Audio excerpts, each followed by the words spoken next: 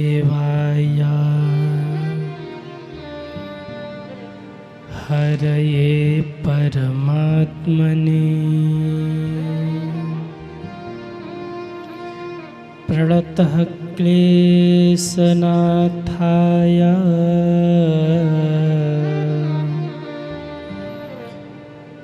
गोविन्दाय नमो नमः।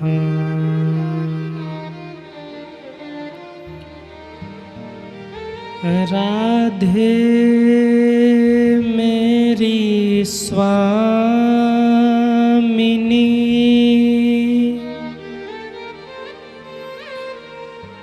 मैं राधे तेरो दास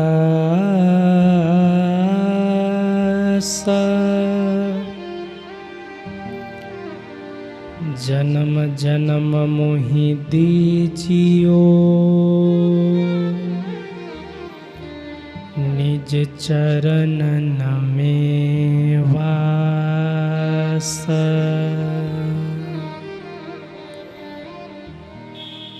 जन्म जन्म मोहि दीजियो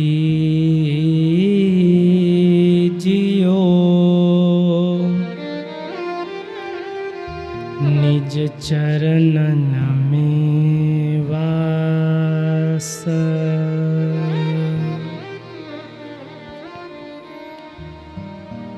आइए हनुमंत विराजिए कथा करूं आरंभ।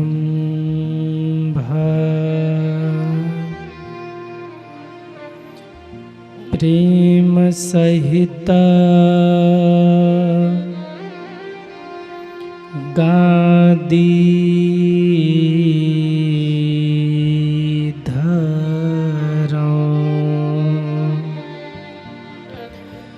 पधारिए वीर हनुमंत।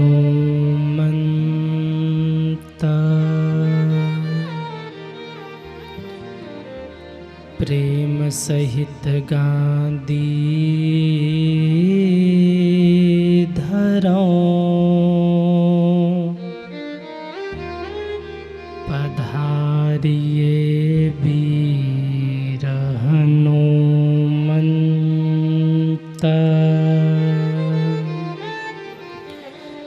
बोलिए वृंदावन बिहारी लाल की जय हो। राधे रानी की जय हो।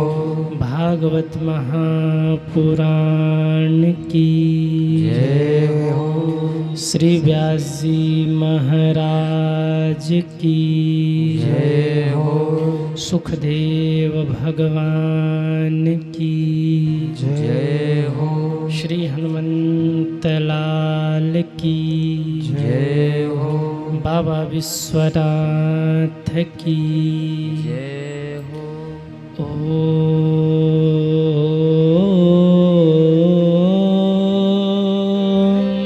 नमः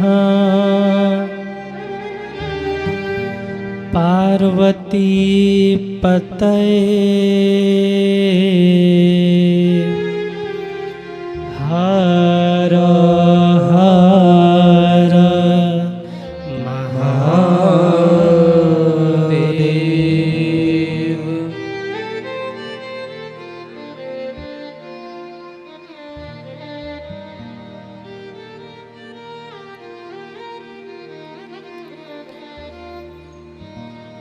परम मंगल में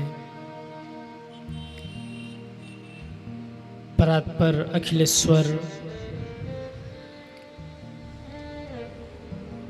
अकारण करुणा वरुणालय भक्तवांछा कल्पतरु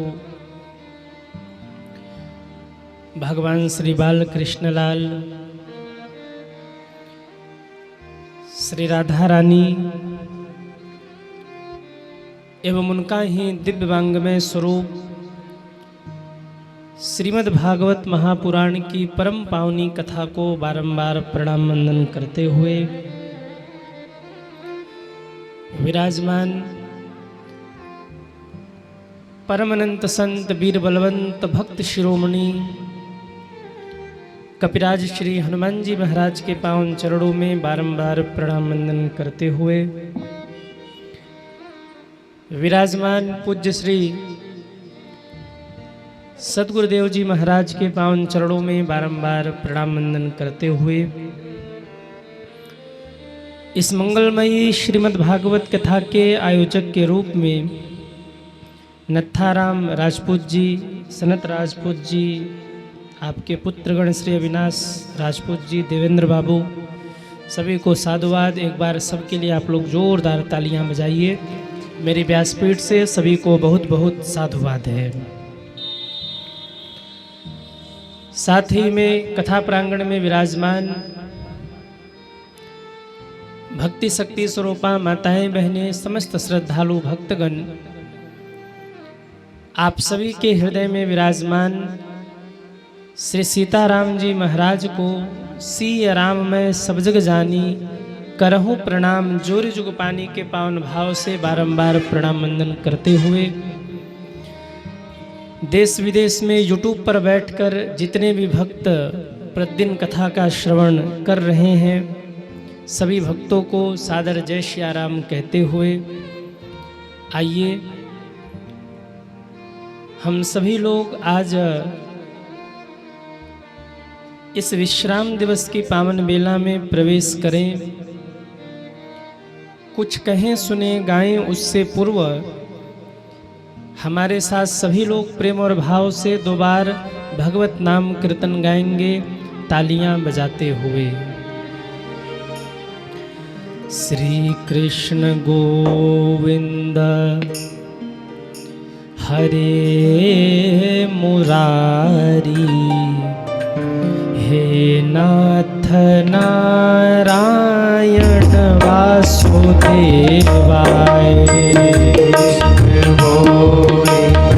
हरे मुरारी, हे नाथ नारायण वासुदेवा।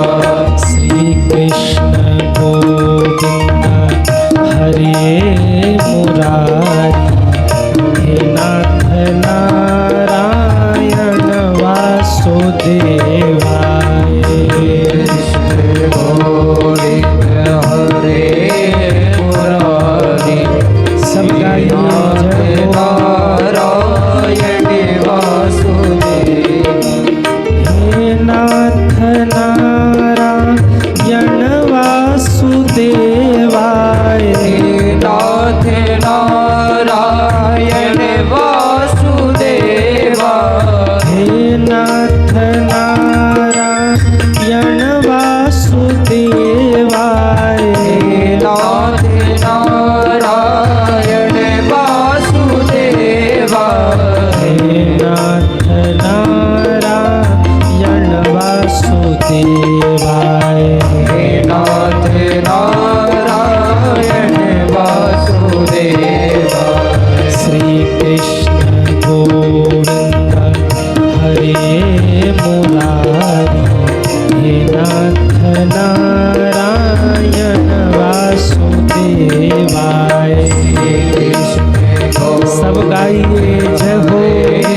मुरारी, नाथ नारायण वासुदेवा। जरा उठाइए दोनों हाथों को, तालियां बजाते हुए हरि बोल।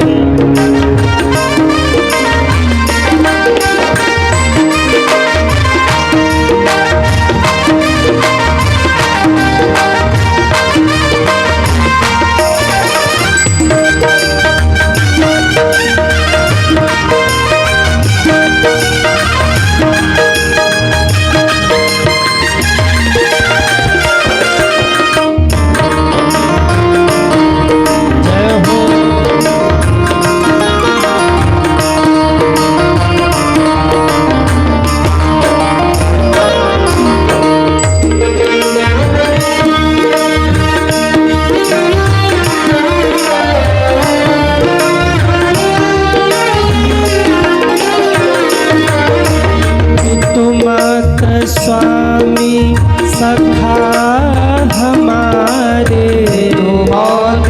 स्वामी सखा हमारे पितुमात स्वामी सखा हमारे पितुमात स्वामी सखा हमारे नाथ नारायण वासुदेवाय नाथ नारायण वासुदेवाय श्री कृष्ण गोविंद हरे मुरारी हे नाथ नारायण वासुदेवाय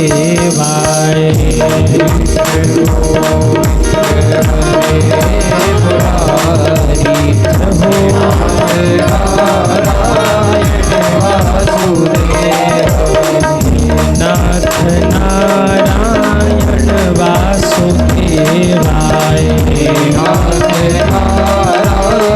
एक बार जितने लोग बैठे हैं सभी दोनों हाथ ऊपर करेंगे और दोनों हाथ ऊपर करके तालियां बजाते हुए 1 2 3 4 हरे रामा राम रामा हरे हरे हरे रामा राम राम हरे हरे हरे कृष्णा कृष्ण कृष्ण हरे हरे हरे कृष्णा कृष्ण कृष्ण हरे हरे राम राम हरे हरे राम राम हरे हरे। बोलिए भागवत भगवान की जय हो कृष्ण कन्हैया लाल की जय हो जय जय श्री राधे जय जय श्री राधे जय जय श्री राधे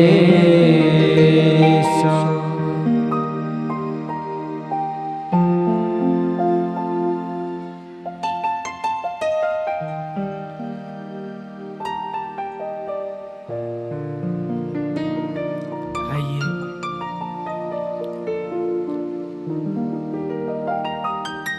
इस परम मंगलमयी परम पावनी श्रीमद् भागवत कथा के आज सप्तम दिवस की पावन बेला में हम सभी प्रवेश करें और इस कथा को कह करके सुन करके अपने जीवन को धन्य धन्य करें। मैं कथा प्रारंभ करूं उससे पूर्व मेरा निवेदन, कल की कथा कहाँ पे विश्राम हुई थी? कल की कथा कहाँ विश्राम हुई थी? अरे कहिए। भगवान का विवाह हुआ? वाह। रुक्मिणी माँ ने भगवान को पत्र लिखा कि प्रभु हमने आपको देखा नहीं है, हम आपको जानती नहीं हैं, परंतु आपकी कथा को सुनते सुनते आप मेरे हृदय में बस गए हैं और मैंने आपको अपना पति मान लिया है। हे ठाकुर जी, हमने आपको अपना पति माना है, हमने आपका वर्ण किया है, अब आप मेरा हरण कर लीजिए। पत्र में लिखा माने। श्रुत्वा गुणान भुवन सुंदर षड्वंतामते निर्विश्वकर्ण विवरे हरतुंग तापम। माँ रुक्मिणी कहती हैं प्रभु मैं आपको जानती नहीं हूँ, बस हाँ इतना है कि आपके बारे में मैंने सुना है और आपके बारे में सुन करके आपसे इतना प्रेम हो गया, आपके उस लीला को श्रवण करके, कृपालुता दयालुता को श्रवण करके आपसे मुझे प्रेम हो गया और मैंने आपको ही अपना पति मान लिया। अब देखिए यहाँ एक बात समझिएगा, कई विधर्मी कहते हैं कि जब रुक्मिणी जी ने प्रेम किया भगवान से तो सही है, और कोई सांसारिक व्यक्ति प्रेम करे तो क्यों सही नहीं है? ये वो भी तो सही होना चाहिए। और भगवान ने तो रुक्मिणी जी का हरण किया, और आज के समय में अगर कोई ऐसा करे तो फिर उसको गलत क्यों कहा जाता है? अच्छा आप सोचिए, भगवान ने रुक्मिणी जी का हरण किया कि नहीं? हाँ या ना? भगवान ने किया तो सही है, और आजकल के युवा अगर करें तो गलत है। भगवान ने प्रेम विवाह किया तो सही है, और आजकल के युवा करें तो गलत है। ये कैसी बात हो गई? ये बिल्कुल सही बात है। क्यों? क्योंकि न तो रुक्मिणी जी साधारण है और न तो भगवान साधारण है। वो योग योगेश्वर है। न तो रुक्मिणी जी साधारण है, न तो भगवान साधारण है। भगवान परब्रह्म है, वो धरती पर लीला के लिए आए हैं, हम सबको आनंद देने के लिए लीला कर रहे हैं। और रुक्मिणी जी लक्ष्मी जी हैं। लक्ष्मी जी तो नारायण को ही जाएंगी। तो आप इस भ्रम में मत रहिएगा कि भगवान ने किया तो सही और संसारी व्यक्ति करे तो गलत। अरे पहले ये समझिए कि भगवान है कौन? भगवान ब्रह्म है, भगवान ईश्वर है, वो परमात्मा है। और याद रखिएगा, हमारे आप की तरह उनकी गति नहीं है। उनकी गति, उनकी लीला वो जाने। हम आप सांसारी हैं और वो ब्रह्म है, वो परमात्मा है। रुक्मिणी जी ने किसका वर्ण किया? बोले ब्रह्म का वर्ण किया, नारायण का वर्ण किया। और याद रखिए, भगवान केवल रुक्मिणी जी के पति नहीं है। यहाँ जितने लोग बैठे हैं ना, हम सभी के पति तो भगवान ही है सज्जनों। भगवान को अपना मानना ये कोई पाप नहीं है। प्रभु से ये कहना कि प्रभु आप मेरे चित्त का हरण करें, ये कोई पाप नहीं है। और दूसरी बात, वो सामर्थ्यवान है, और सामर्थ्यवान को कोई दोष नहीं होता। समर्थ को नहीं दोष गोसाई, रवि पावक सुरसर की नाई। सामर्थ्यवान को कोई दोष नहीं है। सामर्थ्यवान कौन? बोले सूर्य, रवि। सूर्य का प्रकाश अच्छे स्थानों पर भी पड़ता है और बुरे स्थानों पर भी पड़ता है। अब आप बताइए, क्या बुरे स्थान पर सूर्य का प्रकाश पड़ा तो सूर्य दूषित हो गए?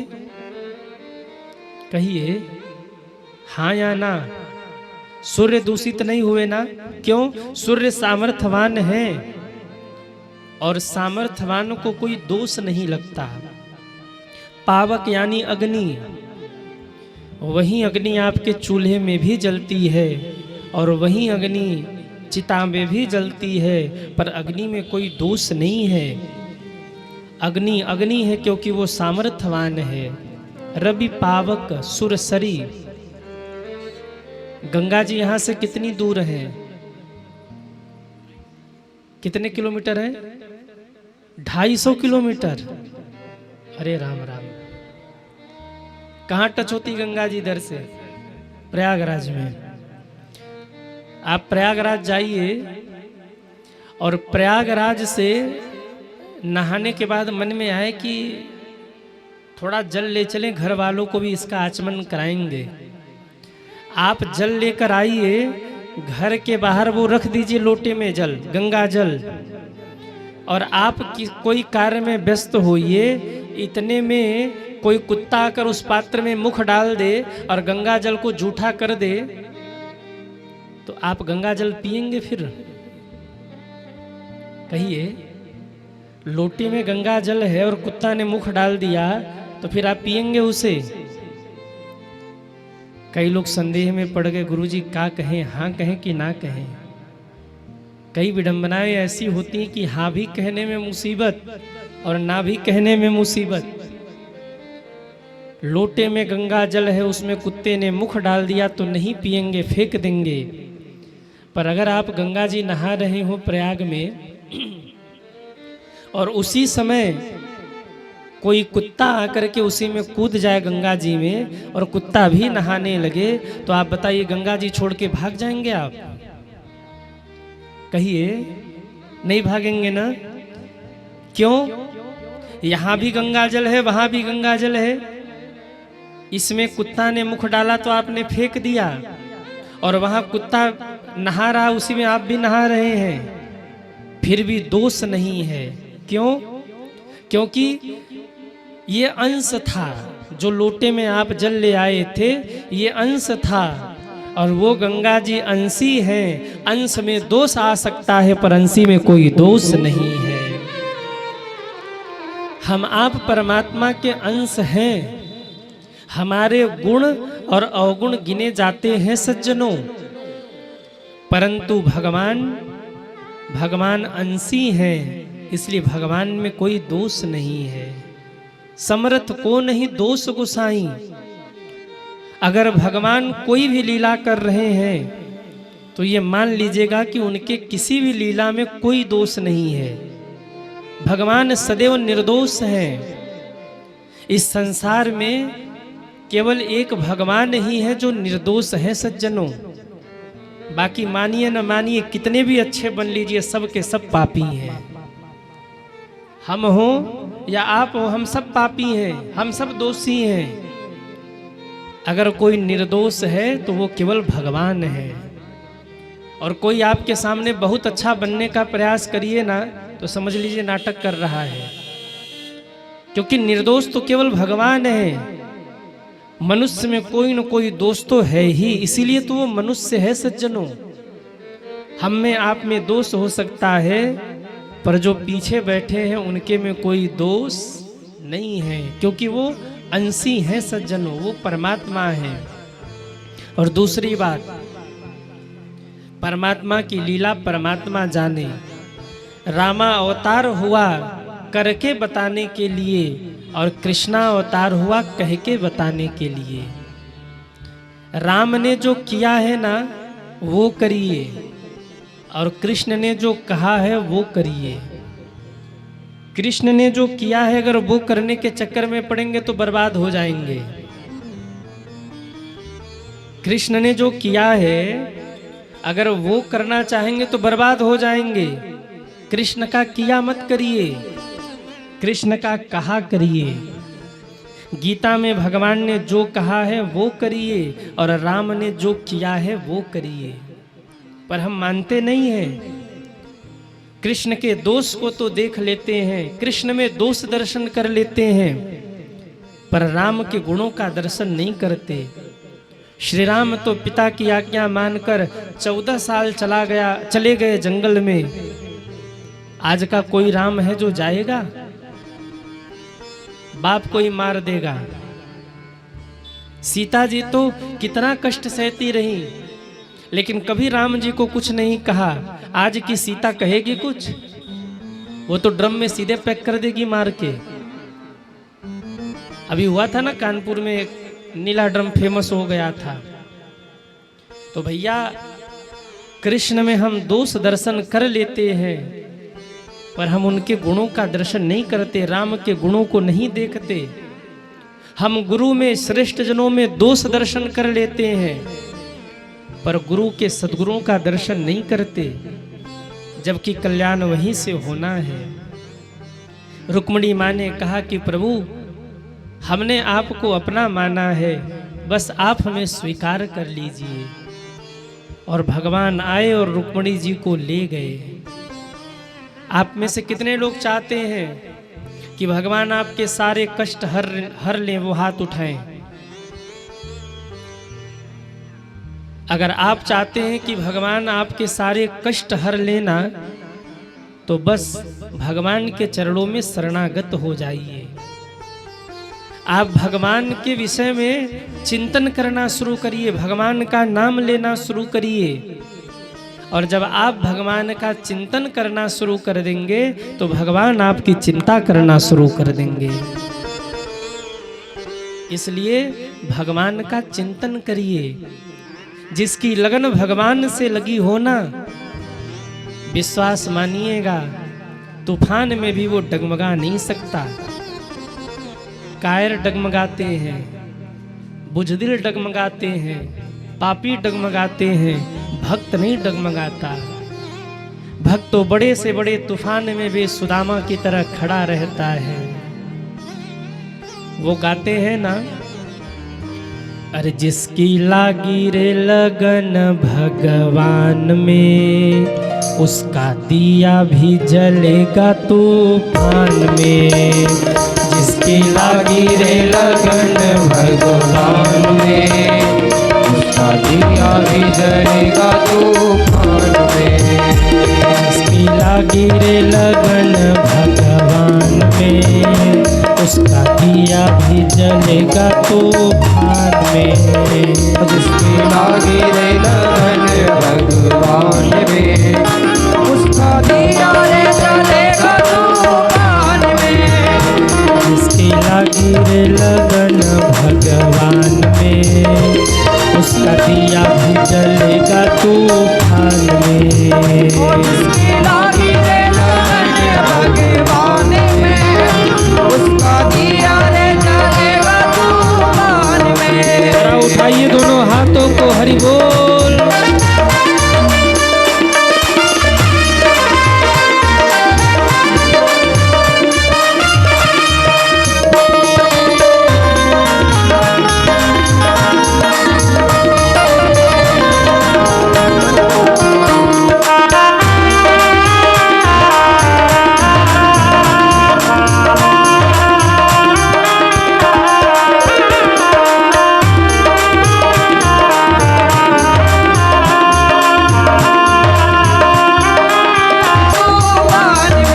हरि बोल।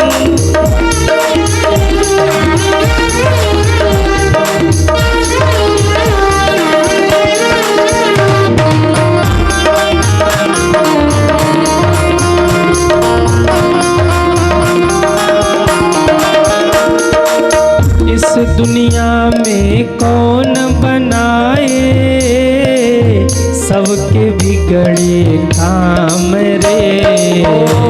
दुनिया में कौन बनाए, सबके बिगड़े काम रे। अनहोनी को होनी कर दे, उसका नाम है राम रे। अनहोनी को होनी कर दे, उसका नाम राम है। इसकी लागी रे लगन भगवान में, उसका दिया भी जलेगा तूफान में। जिसकी लागी रे लगन भगवान में, उसका दिया रे जलेगा तूफान में। जिन जिन की लगन लग गई भगवान में, उठाइए दोनों हाथों को, हरि बोल।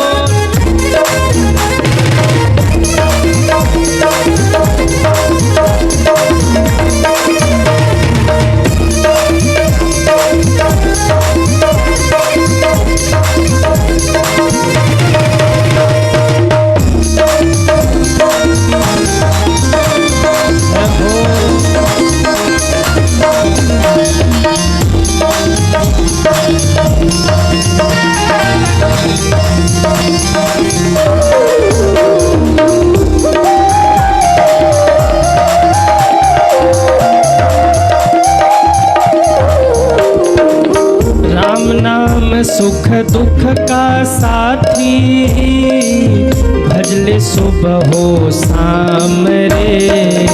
राम नाम सुख दुख का साथी, भजले सुबह हो शाम रे। सबका पार सबकी नैया पार लगाए, मेरे प्रभु का नाम रे। सबकी नैया पार लगाए, मेरे प्रभु का नाम रे। जिसकी लागी रे लगन भगवान में, उसका दिया भी जलेगा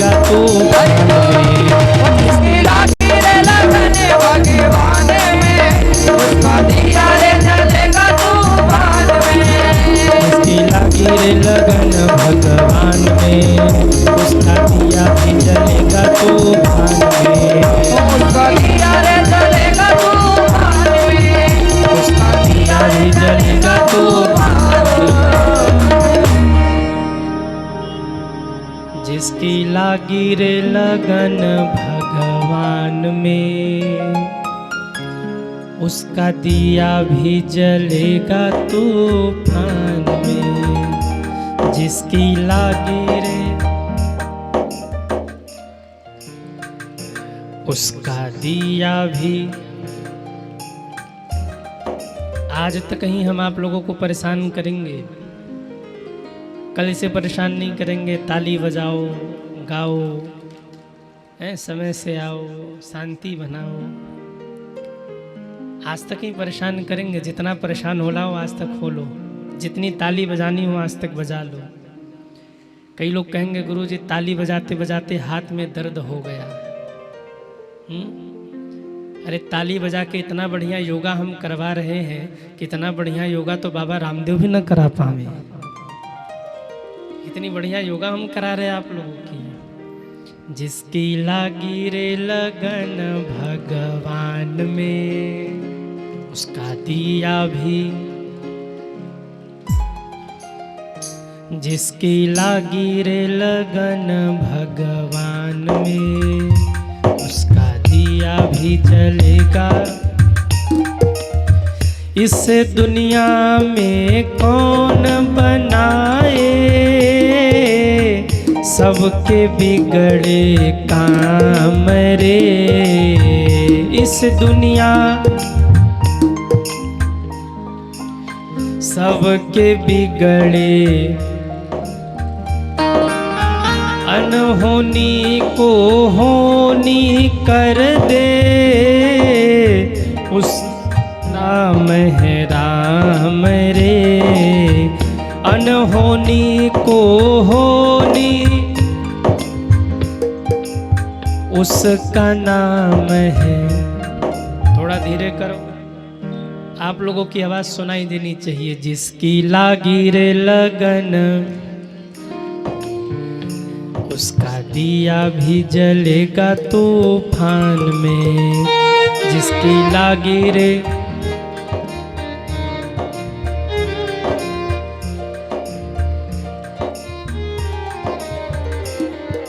बोलिए भागवत भगवान की जय हो। तो रुक्मिणी माँ की तरह हम सभी भी शरणागत हों कि हे प्रभु, आप तो हम सभी के प्राणपति हैं, इसलिए हम सबको भी आप स्वीकार करिए। भगवान रुक्मिणी माँ का हरण करके ले गए। विवाह हुआ, प्रथम पुत्र हुआ जिसका नाम रखा प्रद्युम्न। प्रद्युम्न जी महाराज कुछ ही दिन द्वारिका में रहे कि उसी समय घटना घटी। याद रखना, आपको क्या लगता है कि आप दुखी हैं और दूसरा व्यक्ति सुखी है? क्या लगता है आपको? अरे देखो सामने वाला व्यक्ति, क्या जिंदगी है उसकी, बहुत सुखी है वो, है? काश वैसी जिंदगी हमारी होती। भूल के भी ऐसा मत कहना। अगर आप भूल के भी कह रहे हो कि काश वैसी जिंदगी हमारी होती, तो बहुत बड़ी गलती कर रहे हैं आप। नहीं तो किसी की जिंदगी बहुत अच्छी लग रही हो, आप उसको पूछ के देखना कि भैया तुम्हारे जीवन में क्या क्या कमी है। ऐसी ऐसी कमी गिना देगा कि आप कहेंगे हे प्रभु हमारी ही जिंदगी अच्छी है, हमें हमारे ही साथ रहने दीजिए, हमको वैसी जिंदगी नहीं चाहिए, हमें हमारी जिंदगी, हम सुकून में हैं।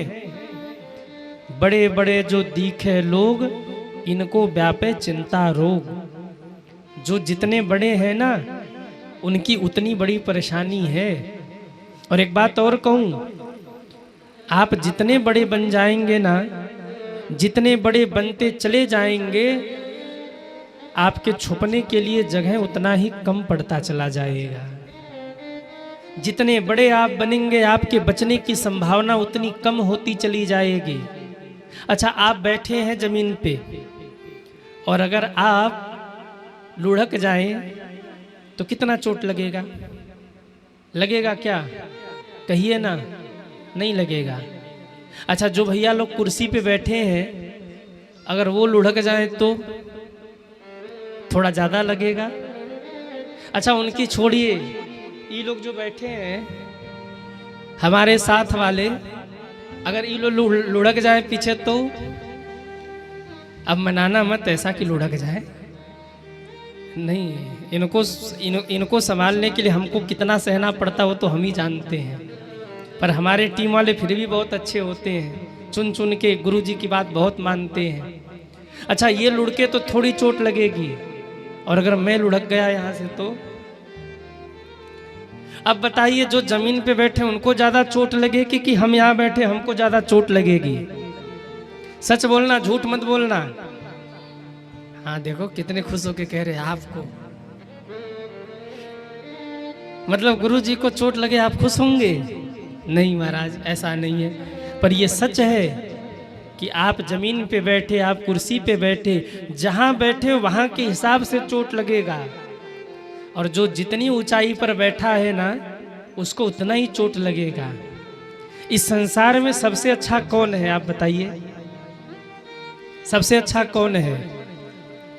भगवान। भगवान सबसे अच्छे हैं ना, उनसे सुखी तो कोई नहीं होगा। पर एक बात कहें आपसे, कभी मौका मिले और कोई कहे भगवान बनोगे, तो कह देना हमको नहीं बनना। क्यों? भगवान बनने में बड़ी मुसीबत है। कितनी मुसीबत है भगवान बनने में, आप देखिए। आप दोपहर में सो रहे हो और एक लोटा पानी ले जाकर कोई आपके ऊपर डाल दे, क्या करेंगे आप? क्या करेंगे? मार के खोपड़ी फोड़ देंगे। और हमारे भोले बाबा मंदिर में बैठे हैं, दोपहर का समय है, ठंडी का समय, और भगत पहुंच गया, हर हर महादेव एक बल्टी पानी। शंकर जी कह रहे बस कर ठंडी लग जाएगी। तब तक पानी सूखा है नहीं कि तब तक दूसरा भक्त हर हर महादेव लो। तब तक कोई आया, सिक्का मार फेंका शंकर जी के ऊपर, जाके लगा टन। शंकर जी कह रहे बस कर रहने दे। चोर जाके कह रहा प्रभु सेठ के घर में चोरी करनी, आज चोरी करवा दो, आधा माल आपके ऊपर चढ़ा दूंगा लाकर। और सेठ जाके कहता प्रभु देखो हम बेलपत्र चढ़ा रहे, भांग धतूरा चढ़ा रहे, चोरों से डाकुओं से हमारे घर को बचा के रखना। अब कितना खतरनाक सिचुएशन है। चोर कह रहा है सेठ के घर में चोरी करवा दो, और सेठ कह रहा चोरों से बचा लो। अब भगवान क्या करें? अब आप बताइए, इंसान बनना आसान है कि भगवान बनना आसान है? कहिए। इंसान की जिंदगी बहुत सुखी है, भगवान की जिंदगी सुखी नहीं है, बहुत परेशान है भगवान कलयुग के लोगों से। आप जितनी ऊंचाई पर होंगे, दुख उतना ही आपके जीवन में होगा। जो छोटे हैं उनको छोटी परेशानी है, और जो बड़े हैं उनको बड़ी परेशानी है। एक छोटा बच्चा, जैसे देखो छोटी वो बिटिया है कि बेटा है, खैर कुछ भी हो, दौड़ रहा है, उसकी मांग क्या होगी अधिक से अधिक?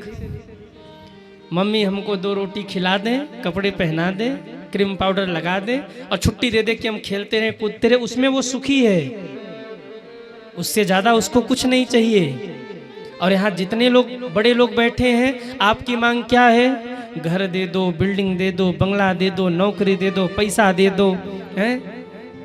शुगर कम कर दो, बीपी कम कर दो, पड़ोसी से झगड़ा चल रहा उसको निपटा दो। अब बताइए, छोटे बच्चे की मांग ज्यादा है कि आपकी मांग ज्यादा है? क्योंकि वो छोटा है। जो छोटे हैं उनकी छोटी समस्या, और जो बड़े हैं उनको उनकी बड़ी समस्या। तो आप जहां हैं ना वहीं खुश रहिए। बहुत ज्यादा किसी को देख करके इसमें मत मरिए कि हम उसके जैसे हो जाएं। वहां बैठने के बाद तो आप पछताने लगेंगे कि हम वहीं बढ़िया थे, हैं?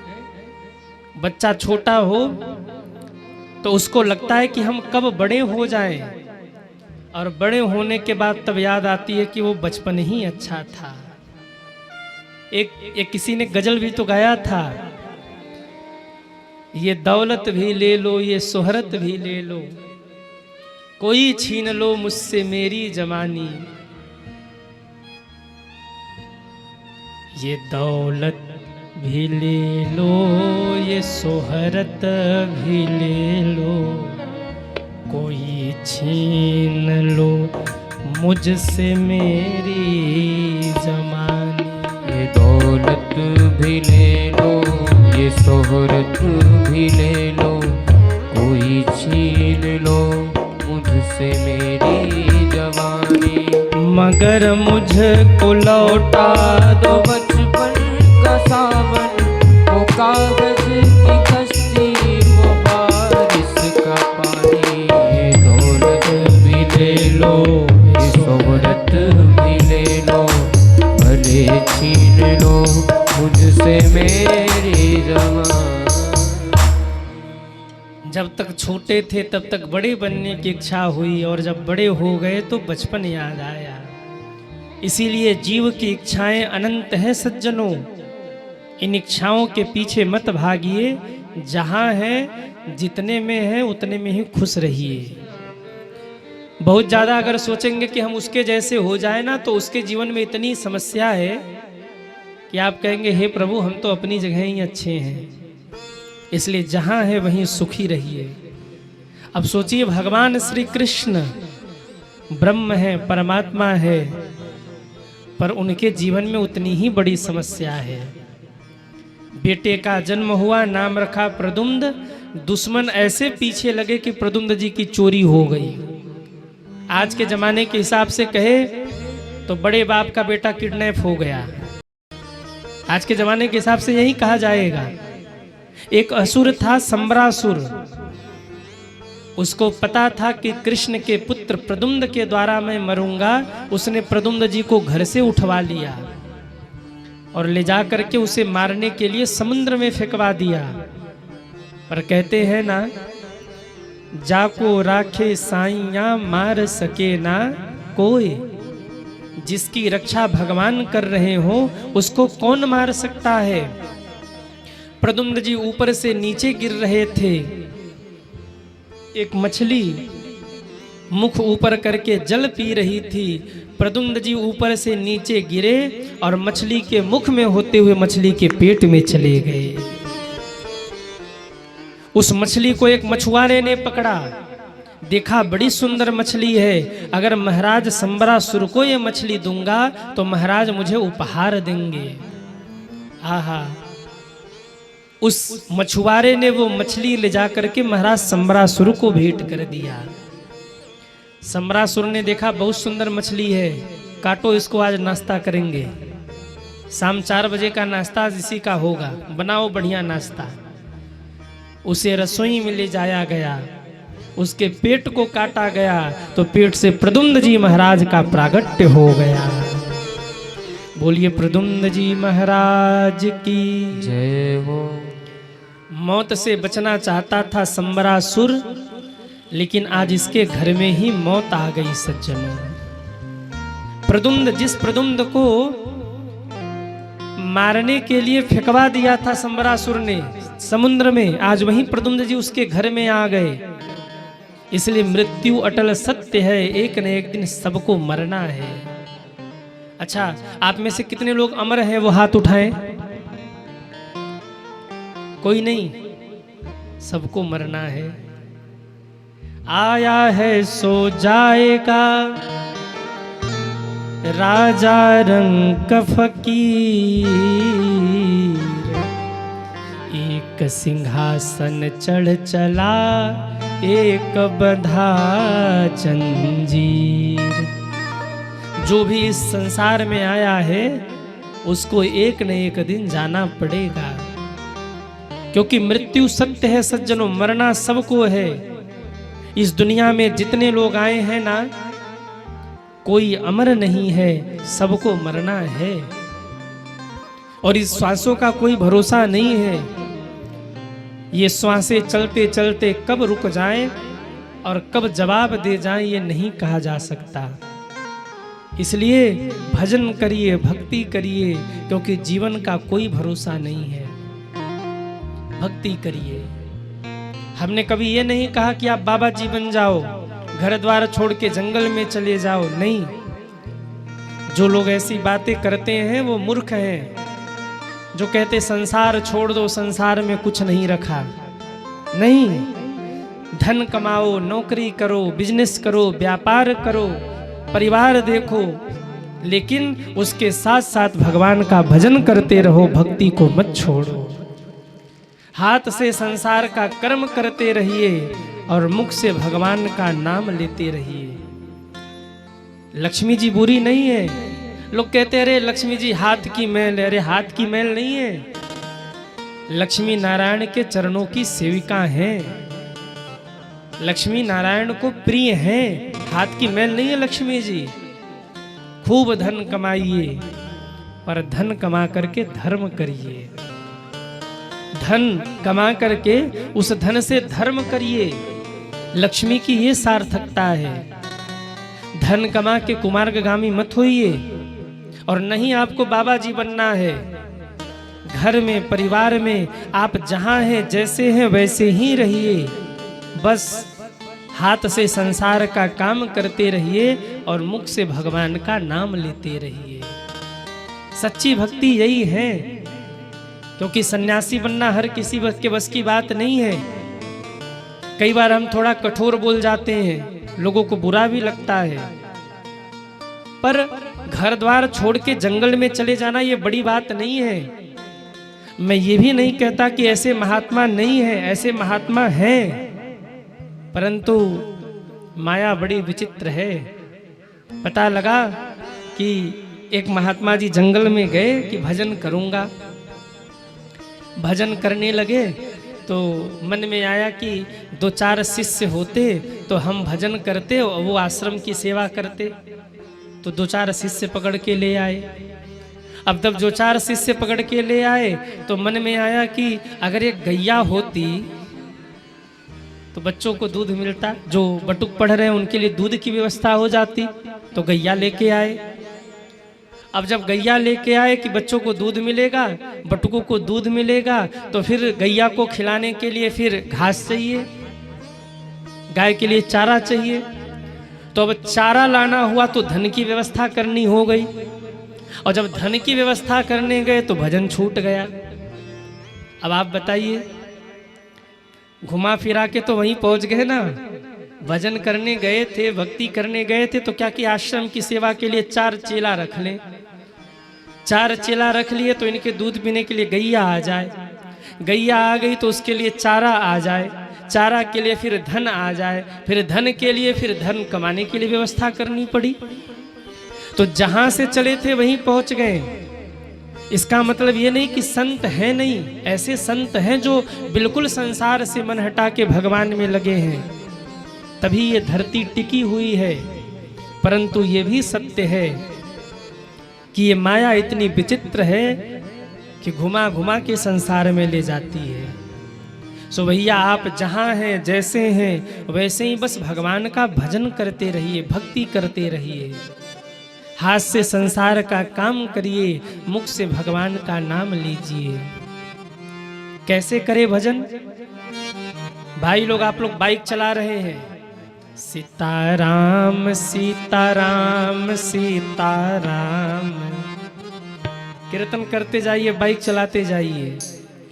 माताओं, आप लोग रोटी बना रही हैं, सीताराम सीताराम सीताराम रोटी बनाते रहिए, कीर्तन गाते रहिए, इसी से कल्याण होगा। घर में झाड़ू लगाते रहिए, भगवान का नाम लेते रहिए। भाई लोग, चलते फिरते उठते बैठते कहीं भी आते जाते बस नाम लेते रहिए। क्यों? इसी से कल्याण होगा। अरे भजन करा होई तमन होई हो, जगतिया में कोई नहीं अपना।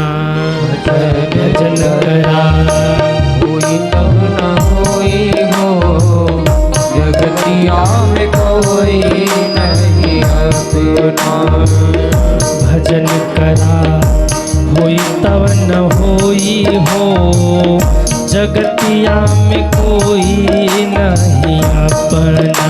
भजन करा होई तब न होई हो, जगतिया में कोई नहीं अपना।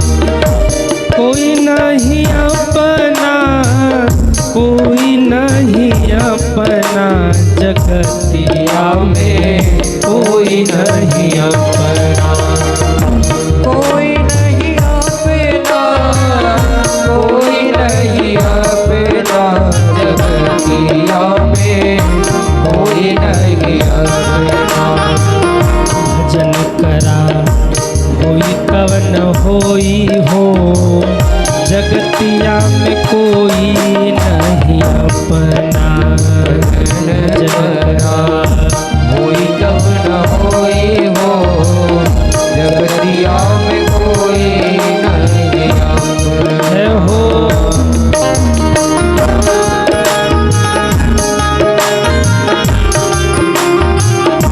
भोले बाबा मैया जी से अनुभव कहे अपना। भोले बाबा मैया जी से अनुभव है अपना। सत्य हरि भजन जगत सब सपना। सत्य हरि भजन जगत सब सपना। भजन करा ओ भजन करा, भजन करा करके रसोई हो, जगतिया में कोई नहीं अपना। भजन करा करके रसोई हो, जगतिया में कोई नहीं अपना। कोई नहीं अपना, कोई नहीं अपना, जगतिया में कोई नहीं अपना। कोई नहीं अपना, कोई नहीं अपना, जगतिया में कोई नहीं अपना। भजन करा होई तब न होई हो, जगतिया में कोई नहीं अपना। कोई तब न कोई हो, जगतिया में कोई नहीं अपना। ओ जगतिया में कोई नहीं अपना। जगतिया में कोई नहीं अपना। ओ जगतिया में कोई नहीं अपना। जगतिया में कोई नहीं अपना। राम भजा होई तब न होई हो, जगतिया में कोई नहीं अपना। प्रद्युम्न जी महाराज घर में आ गए और कहते हैं कि विद्यावती आई है और प्रद्युम्न जी को विद्यावती ने मांग लिया। ये प्रद्युम्न कौन है, ये विद्यावती कौन है? प्रद्युम्न जी पूर्व जन्म में कामदेव थे, जिनको शंकर जी ने जला करके भस्म किया था। वही कामदेव प्रद्युम्न बन के आए हैं और वही काम की पत्नी रति विद्यावती बन के आई है। दुनिया की पहली पत्नी है जिन्होंने अपने पति का पालन पोषण एक माँ की तरह किया। और जब प्रद्युम्न जी बड़े हुए तो नारद जी ने आके समझाया कि हे प्रद्युम्न, ये विद्यावती आपकी पत्नी है, आप विवाह करिए। प्रद्युम्न और विद्यावती का विवाह हुआ।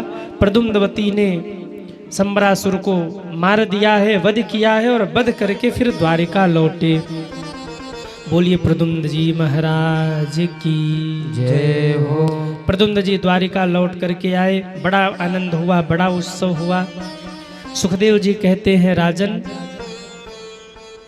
अब मैं तुम्हें भगवान के अन्य विवाहों की चर्चा सुनाता हूँ। भगवान के टोटल विवाह हुए थे 16,108। ध्यान से सुनिए, भगवान के कुल विवाह कितने हुए थे? अरे सब इधर देखो, प्रसाद मत देखो। प्रसाद तो आना जाना लगा रहेगा। कथा सुनो, कथा। कोई भी आवे पहले हम लपक लेते हैं, देखो कौन है, का कर रहा है? कुछ न कुछ मैटर मिलना चाहिए जिंदगी में। भगवान ने टोटल कितने विवाह किए? 16,108। कल कितने विवाह हो गए भगवान के? एक विवाह। अभी कितने बाकी हैं? 16,100 है। 5 कौन बोला? 7 ना? 16,107। हे भगवान, कैसे होगा? एक विवाह करने में तो 6 दिन लगा, 16,107 विवाह करवाएंगे भगवान का, तो ये दूसरी कथा शुरू करनी पड़ेगी। पर आप लोग चिंता मत करो, हम लोग 180 के स्पीड से आज चलने वाले हैं, सुपर फास्ट गाड़ी। क्योंकि 10 बजे हमको बनारस भी निकलना है, 8 बजे तक बिल्कुल हम व्यासपीठ छोड़ देंगे और सुपर फास्ट लेकर चलेंगे हम लोग, ताकि भगवान के सारे विवाह हो जाए, कोई बचे न। एक राजा था जिनका नाम था सत्राजित। अब सुनिए भगवान का विवाह कैसे कैसे हुआ। उस सत्राजित के पास एक ऐसी मणि थी, जो मणि 8 भार सोना रोज देती थी। 8 भार सोना। एक भार में कितने ग्राम? एक भार सोना में कितने ग्राम? अरे बोलो ना, नहीं पता? अरे राम राम, दिन रात ये तो करते रहते, सोना इतना बढ़ गया, सोना इतना उतर गया है। चलो मान लो, कुछ भी मान लो, जैसे गणित में होता है ना कि माना कि इतना इतना, तो इसका मान ये निकला, फिर इसका मान ये निकला, तो कुछ भी मान लो आप। फिर भी 8 भार सोना कम तो नहीं है रोज का। अगर 8 भार सोना रोज मणि दे रही है बिना कुछ किए, प्रकट हो रहा है मणि से, तो आदमी कितना अमीर हो जाएगा धीरे धीरे। जब इसके पास धन बढ़ने लगा तो भगवान को इसकी चिंता हो गई। भगवान ने कहा, इतना धन इसके पास बढ़ रहा है, कभी कोई धन के लिए इसे मार देगा। इसलिए काम करते हैं, मणि द्वारिका में ले आते हैं, द्वारिका में इसको सुरक्षित रखेंगे और जितना सोना होगा सब सत्राजित को दे देंगे, नहीं तो बेचारा खामखा मारा जाएगा। जिनके पास पैसा बहुत है ना, उनको रात को नींद नहीं आती, सच बता रहे हैं। जरा सा खटपट हो, तुरंत उठ के देखे कि कहीं कुछ हो तो नहीं रहा है गड़बड़, कहीं डाका तो नहीं पड़ गया। भगवान पहुंचे सत्राजित के पास। सत्राजित ने देखा कि भगवान आए हैं, आहा, आसन पर बिठा कर ओम जय जगदीश हरे स्वामी जय जगदीश हरे, भक्त जनों के संकट दास जनों के संकट क्षण में दूर करे। ओम जय जगदीश हरे। आरती कर रहा है। सत्राजित ने आरती करके कहा, भगवान कहिए क्या क्या है, कहिए तो आपके लिए प्राण भी दे दे। भगवान ने कहा, प्राण बचाने नहीं आया, प्राण लेने नहीं आया हूँ, प्राण बचाने आया हूँ। मैं जो मांगूंगा दोगे? सत्राजित ने कहा, भगवान मांगिए क्या चाहिए, प्राण दे दूंगा आपके लिए। भगवान बोले, प्राण मत दो, वो मणि दे दो जो तुम्हारे घर में रखी है। जैसे ही मणि का नाम लिया, सत्राजित पलट गया। बोले, प्रभु प्राण ले लो पर मणि नहीं दूंगा। भगवान ने कहा, कोई तुझे मार के ले जाएगा मणि? बोले, वो मंजूर है, पर जीते जी मैं मणि देने वाला नहीं हूं। भगवान को इनकार कर दिया। और जब भगवान को इनकार किया तो भगवान उठे और चुपचाप चले गए कि हो गया अब इसका कल्याण। इसने मुझे मना कर दिया, मैंने मुंह खोल के कहा और इसने कहा नहीं दूंगा मणि, और वहीं हुआ। भगवान तो चुपचाप चले गए। इधर घटना घट गई। सत्राजित का भाई प्रसेन वो मणि बांध करके जंगल में गया और उस प्रसेन को एक शेर ने मार दिया। शेर मार के उस मणि को लेके जा रहा है। एक भालू ने देखा कि इतनी चमकदार मणि, ये शेर कहाँ लेके जा रहा है। भालू ने शेर को मार दिया और वो मणि लेकर भालू गया और अपनी बेटी जामवती को उस भालू ने मणि दे दी। वो भालू कोई और नहीं, त्रेता युग के ऋक्षराज जामवंत जी महाराज ही वो भालू थे, वो ऋक्ष थे। अब इधर जब भाई लौट करके नहीं आया तो सत्राजित ने अफवाह फैला दिया, भगवान ने मणि मांगी और हमने नहीं दिया तो कृष्ण ने मेरे भैया प्रसेन को मरवा दिया। क्या कलंक लगा दिया भगवान के ऊपर, भगवान ने मेरे भाई को मरवा दिया। जब भगवान को यह सूचना मिली तो भगवान ने कहा अच्छा गया मैं भला करने, मैं तो सोच रहा था कि उसका भला हो जाए पर उसने मेरे ही ऊपर कलंक लगा दिया। याद रखिए, टेढ़े लोगों से कोई नहीं लगता, पर घर में जो सबसे ज्यादा आपका भला करना चाहता है ना, एक दिन सबसे ज्यादा बदनाम उसी को किया जाता है कि नहीं?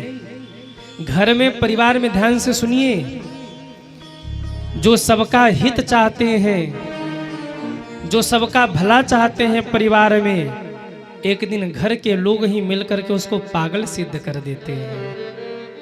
जो पूरा जीवन लगा देता है दूसरों के भला के लिए, एक दिन घर वाले उसको मूर्ख बना देते कि अरे ये तो ऐसे ही है। आप आश्चर्य करेंगे, अभी मैं इसके पहले कथा में था और वहां से मुझे मेरी टीम के पास एक माता जी का फोन आया, बहुत रो रही थी, गुरु जी से बात करना है। जब मैंने फोन लिया, मैं नाम नहीं बताऊंगा, जब मैंने फोन लेके पूछा माता जी आप कहाँ से हैं, कौन है, तो उन्होंने बताया कि मैं पूर्व कमिश्नर की पत्नी हूँ और वर्तमान एसडीएम की पत्नी हूँ। उस पति ने मुझे इसीलिए घर से निकाल दिया क्योंकि मैं सबका भला चाहती थी। और जिस एसडीएम से मेरा विवाह हुआ वर्तमान समय में, उन्होंने स्थान बताया, बोले गुरुजी आप गूगल करिए, और बिल्कुल वो सही था। कहा कि मैं एसडीएम की पत्नी हूँ और दूसरे भी पति ने मेरे बच्चों से मुझे केवल इसलिए दूर किया है क्योंकि मैं सबके लिए अच्छा चाहती हूँ, इसीलिए घर भर लोगों ने मुझे मिल करके बुरा बना दिया, मेरे ऊपर दोषारोप किया गया। मैं सोच रही हूँ कि अपनी सारी संपत्ति किसी गुरुद्वारे में, वो सिख धर्म से थी, उन्होंने कहा किसी गुरुद्वारे में दान करके कहीं एक छोटा सा घर लेकर के वहीं जिंदगी बिता दूं, नहीं तो आत्महत्या कर लो। हमने कहा आप आत्महत्या मत करना, ये महापाप है और ये सच है। आप भला करने लगिए लोगों का, एक दिन लोग ही आपको बुरा बना देंगे। जिसका भी आप भला करने चलेंगे ना, एक दिन मन में उसके आएगा कि क्यों मेरा भला कर रहा है, इसके मन में जरूर कोई खोट होगा। इसलिए सबका भला मत करिए। फ्लाइट में जब आप यात्रा करेंगे तो यात्रा से पहले जो फ्लाइट मेंबर होते हैं, जो उसमें लगे हुए लोग होते हैं सेवा में, वो आपको सूचना देते हैं कि इमरजेंसी में आपको क्या करना है। ऊपर से ऑक्सीजन का बॉक्स गिरेगा नीचे, ऊपर कभी ऐसी समस्या आई कि हवाई जहाज में कोई समस्या है और दिक्कत हो रही है, ऑक्सीजन लेवल कम हुआ, तो ऊपर से ऑक्सीजन का बॉक्स गिरेगा, और जब ऑक्सीजन का बॉक्स गिरेगा तो पहले उसे खींच के आपको अपने आप को लगाना है, किसी दूसरे को मत लगाइए। पहले आप अपने ऑक्सीजन लगाइए, फिर दूसरों की मदद करिए। उनकी पहली सीख ये होती है। क्या भाव है इसका? आप सबका भला करने चलेंगे ना, तो एक दिन उन्हीं लोगों को लगेगा कि जरूर इसका कोई स्वार्थ होगा, इसलिए भला कर रहा है ये।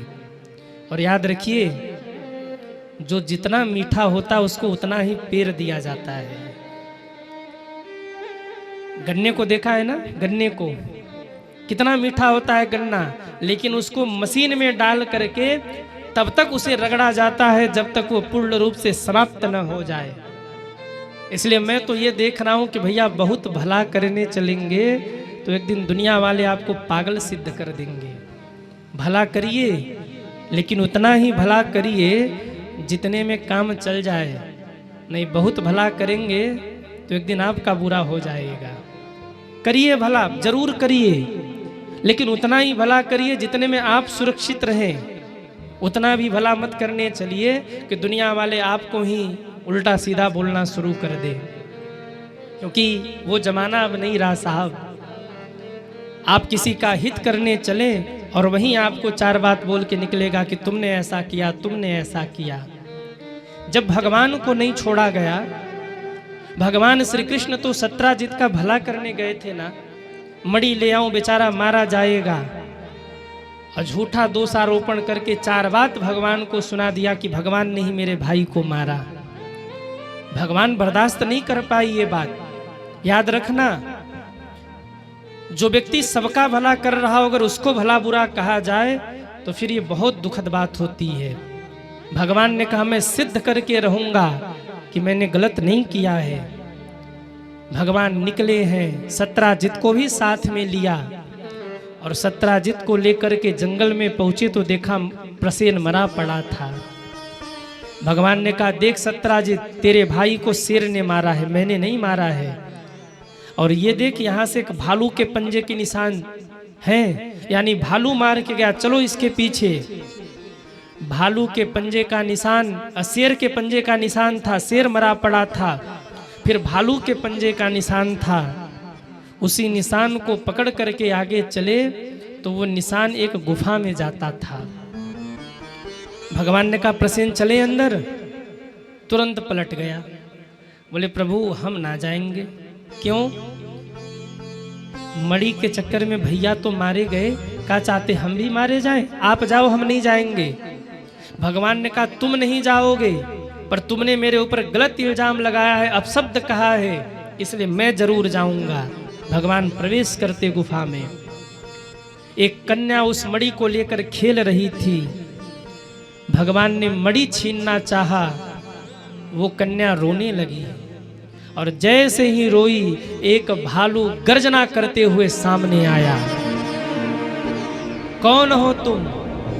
क्यों मेरी बेटी से मणि छीन रहे हो? अरे अगर तुमको मणि ही चाहिए तो तुम मुझसे युद्ध करो। भगवान ने कहा वाह, आज बेटा बाप को ही ललकार रहा है। जामवंत जी आज मुझे ही ललकार रहे हैं तो मैं भी भिड़ जाता हूं। भयंकर युद्ध शुरू हो गया। 28 दिनों तक युद्ध चला और 28वें दिन जब जामवंत जी ढीले पड़ने लगे तब भगवान ने मुक्का बांध के एक मुक्का मारा। जामवंत जी धड़ाम से धरती पर गिरे और सोचने लगे त्रेता युग में तो कोई हाथ मिलाने वाला नहीं प्रकट हुआ, ये द्वापर में कौन आ गया जिसने मुझे पराजित कर दिया। ध्यान से भगवान की ओर देखा, भगवान मुस्कुराने लगे और जैसे ही भगवान मुस्कुराए भगवान की मुस्कान राम जैसी लगी, राम की तरह। मन में आया अरे कहीं ये मेरे प्रभु राम तो नहीं है, क्योंकि थोड़ी थोड़ी मुस्कुराहट मिल रही है उनकी तरह, पूरी तो नहीं क्योंकि ये तो लीला पुरुषोत्तम है। पर प्रभु अगर मैं जो सोच रहा हूँ वो सत्य है तो ऐसे दर्शन छोड़ दीजिए और धनुष बाण लेकर मेरे लिए प्रकट हो जाइए मेरे सामने। धनुष बाण लेकर प्रकट होइए। भगवान ने सुदर्शन छोड़ दिया, धनुष बाण लेकर के प्रकट हो गए। आहा, भगवान को देख के तो जामवंत जी रोने लगे। प्रभु मैंने आपसे युद्ध किया, मैंने बहुत बड़ा पाप किया, मुझे क्षमा कर दीजिए।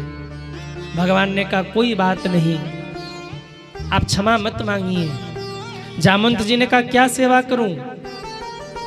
भगवान ने कहा बस ये मणि हमें दे दो, इसी ने सब समस्या खड़ी की है, मणि दे दो हमें। जामवंत जी ने कहा प्रभु मणि हम नहीं दे सकते। क्यों नहीं दे सकते? क्योंकि मणि तो हमने अपनी बेटी जामवती को दे दिया और हमारे भारत की परंपरा है, भारत में बेटियों को दिया जाता है, बेटियों से लिया नहीं जाता। भारत में बेटियों को चढ़ाया जाता है, बेटियों से उतरवाया नहीं जाता। एक बार मैंने बेटी को ये मणि दे दी, उनके ऊपर समर्पित कर दी, तो अब ये मणि मैं बेटी से नहीं ले सकता, पाप लगेगा, मैं पिता हूं। भगवान ने कहा तब मेरा कलंक कैसे मिटेगा? जामवंत जी बोले अगर आपको अपना कलंक मिटाना है और मणि चाहिए तो मेरी बिटिया जामोती का हाथ थाम लीजिए, मणि अपने आप आपकी हो जाएगी।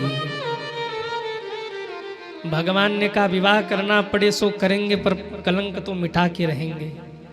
वहीं पर जामवंत जी ने भगवान का विवाह जामोती जी के साथ में कर दिया। बोलिए जामोती मंगल भगवान की जय हो। अब कितने विवाह हो गए भगवान के? कितने विवाह हो गए? 2। अब सुनिए फिर आगे क्या हुआ। भगवान मणि लेके आए और बगल में जामोती जी पहले ही सत्राजित को मणि पकड़ा दी। पकड़ अपनी मणि, देख यहाँ थी। और जैसे ही भगवान ने भरे समाज में मणि दी सत्राजित को, सत्राजित ने जैसे ही मणि देखा, आहा, अपने आप पे ग्लानि होने लगी उसे। और जितने भी सभा में लोग बैठे थे ना, जो अभी तक भगवान को गाली दे रहे थे, वो सब के सब मिलकर के अब सत्राजित को गाली देने लगे। लो, अभी सब भगवान को चोर कह रहे थे, बचपन का चोर है, चोरी करने की आदत है, चोरी करने की आदत कहीं जाएगी?